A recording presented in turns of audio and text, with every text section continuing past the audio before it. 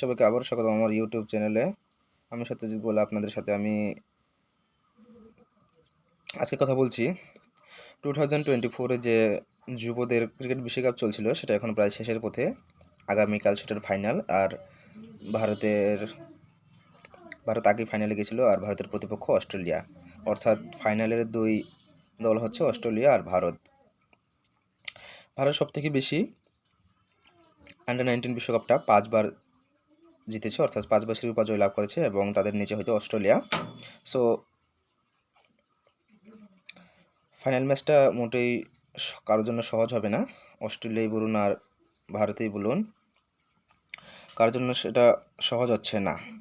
দ্বিতীয় কথা হলো যে ভারতের যুবরা কিন্তু আমি আগের ভিডিওতে বলেছিলাম যে ভালো পারফর্ম করছে, কিন্তু আমরা যখনই দেখি সেটা সিনিয়র লেভেলের টিম হোক আর জুনিয়র লেভেলের টিম হোক, যখনই আমাদের সেমিফাইনাল বা ফাইনালে ভালো খেলার কথা, সেখানে আমরা কোলাপস হয়ে যাই বা পুরোপুরি আমাদের ব্যাটিং বিভাগ ব্যর্থ হয় বা বোলিং বিভাগ ব্যর্থ হয়।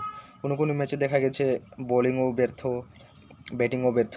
আপনি 2017-এর যে চ্যাম্পিয়ন্স ট্রফি সেটা নিতে পারেন, বা 2020, 21, 22 বা এইসবের যেখানে যেখানে টি টোয়েন্টি ওয়ার্ল্ড কাপ হয়েছিল সেটা আপনি দেখে নিতে পারেন।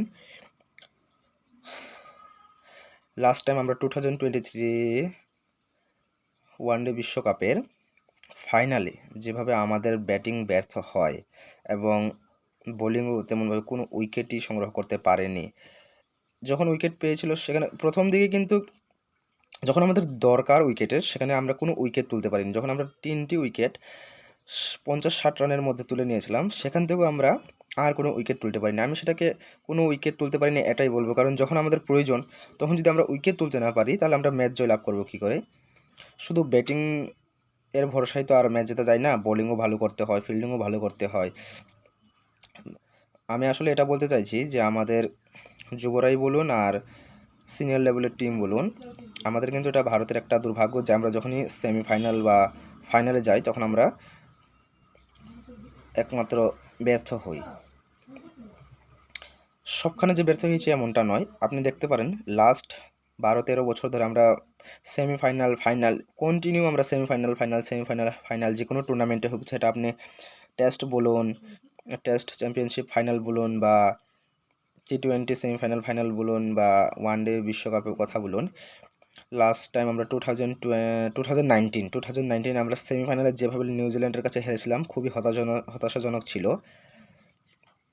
237 বা 38 রান চেস করতে আমাদের সব কয়টি উইকেট পড়ে যায়, বা আমরা সেই রানটা চেস করতেই পারিনি। আমরা চেস করতে পারতাম, সেটা তেমন কোনো বড় স্কোরও ছিল না, কিন্তু সেটাই দুর্ভাগ্যর ব্যাপার যে আমরা সেমিফাইনাল বা ফাইনাল এই দুটো স্থানে আমাদের ব্যর্থতা হাত লাগে।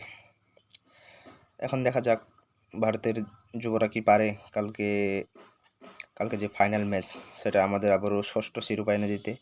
অনূর্ধ্ব-19 বিশ্বকাপের ফাইনাল ম্যাচ কালকে অস্ট্রেলিয়ার সাথে। অস্ট্রেলিয়া মোটেই দুর্বল দল নয়, আমাদের থেকেও শক্তিশালী বলতে পারেন।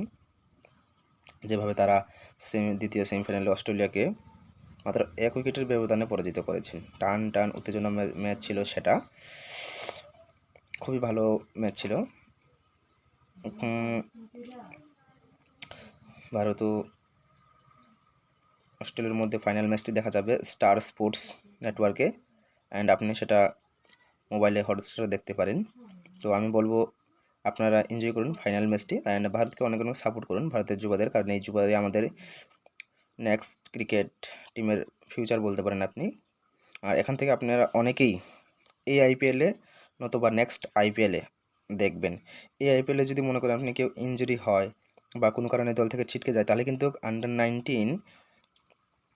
19 টিমের যারা নাকি খুব ভালো পারফর্ম করেছে তাদেরকে দলে জায়গা যেতে পারে। এক্ষেত্রে আপনি বলতে পারেন মুশির খান, উদয় সাহারান, আরও ভালো ভালো প্লেয়ার আছে যারা ভালো পারফর্ম করছে, তাদেরকে আপনি নিতে পারেন ব্যাকআপ প্লেয়ার হিসাবে। সো আমি বলবো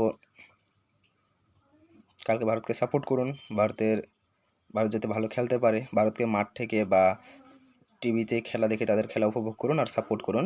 আর আমাকেও সাপোর্ট করুন গাইস। আমার চ্যানেলটি যদি ভালো লাগে বা আমার ভিডিও যদি কিছুটা হলেও ভালো লাগে, তো আপনারা আমাকে সাপোর্ট করুন, সাবস্ক্রাইব করুন, লাইক করুন। আপনাদের সাপোর্ট অনেক, অনেক অনুপ্রাণিত করে আমাকে। বারবার আমি বলছি যে আমাকে সাবস্ক্রাইব করুন আমার চ্যানেলটি।